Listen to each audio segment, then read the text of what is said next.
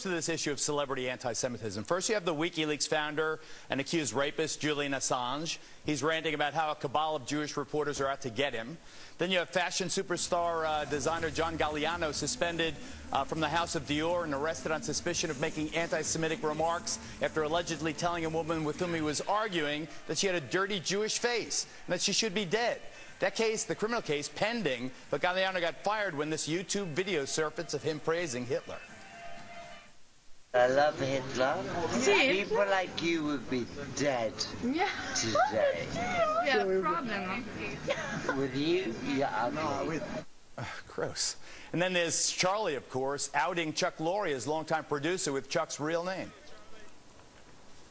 It's kind of deplorable that a certain Chaim Levine, yeah, that's Chuck's real name, mistook this rock star for his own selfish exit strategy, bro. People that know me, that there's nothing about that in my history anywhere. I think the problem was, though, is that he goes by the name Chuck Lorre. His real name is Charles Levine. Right. But you chose to call him Chaim Levine. You took the Hebrew version, which I think people were wondering, why would he do that? I didn't know you were so sensitive. Sorry if I offended you. I just thought, you know, after you wailing on me for 8 years that I could, like, take a few shots back, I didn't know you were going to take your little ball and go home and punish everybody in the process. Well, let's talk about that with another legendary attorney, Harvard professor Alan Dershowitz, a prolific author, most recently of The Trials of Zion. Professor Dershowitz joins me from Miami. In the 1 minute I have in this segment, we'll talk more in the next segment, is part of the reason so many celebs are being outed as anti-Semites that the technology is better and they get caught in cell phone cameras and, and all the rest of it? No question. What used to be whispered at bars now appears on YouTube. Nothing can be said at a bar, which is private anymore. The line between private bigotry and public expressions of bigotry has virtually disappeared as the result of the electronic age. And it's not that attitudes have changed so much, it's that what used to be said in private nobody knew about is now viral, and the attitudes are now well known, and people are held far more accountable for their privately expressed views. That's a good thing, isn't it? It's probably a good thing. Almost all technology cuts both ways. There ought to be an area of privacy that people have the right to express their views among family and friends, but these are despicable views. And when they're expressed and the public sees them, the public holds the celebrities to account, undoubtedly, and we've seen the consequences. And they're heavy for people like... As they should, like Galliano. All right, Professor, you stand by. We'll be right back to you. Coming up, folks, Charlie hit the internet last night. You may know that. A couple more appearances like that. His newfound digital career will be over. Again, these are just snapshots of the little components of genius that will be presented every day or every week. That's up to you.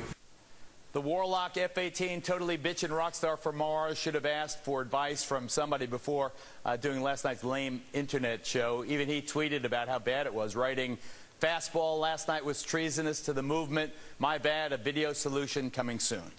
Continuing with Alan Dershowitz, whose most recent book is The Trials of Zion. Professor, you have, these three I mentioned are certainly not alone yet. Oliver Stone recently talking about the Jewish domination of the media and how we talk too much about the Holocaust. Louis Farrakhan, maybe that's understandable, but Mel Gibson, historically about that. But, even people as well-regarded humanitarians like President Carter, you write about today when you write Why the Jews, President Carter, Desmond Tutu, people who seem to buy into the notion of this powerful cabal of Jews in media, Jews in business, Jews in various areas of technology. Is there truth underlying their anti-Semitism? Is it anti-Semitism, or is it something really more political and having more to do with Israel, or what do you believe? Well, I think it starts often with Israel, but we're seeing the line being blurred between criticism of Israel, which is a political decision, and criticism of the Jewish people. One of the worst offenders, and for me, one of the great disappointments, because I worked so hard on the anti-apartheid movement, I was one of the lawyers for Nelson Mandela. For me, the greatest disappointment is Bishop Desmond Tutu, who blurs the line consistently and talks about the arrogance of the Jews, that we refuse to accept his God, that Jews are a peculiar people, that Jews suffered less in the Holocaust than Palestinians suffer in apartheid. that Jews have too much power and too much influence and everybody's afraid of Jews. And when he's accused of anti-Semitism, his answer is, my doctor is named Cohen, and if you don't like it, too bad.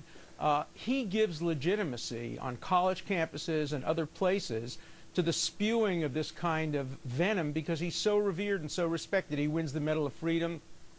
He's admired by the President of the United States, and justly admired for many of the things he's done, just as Jimmy Carter is justly admired, and he's crossed the line too.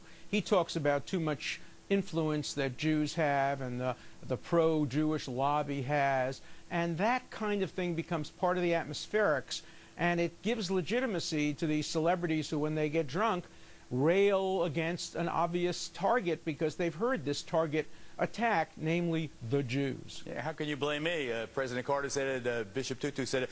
Professor, I'm going to ask you to stand by. We're going to come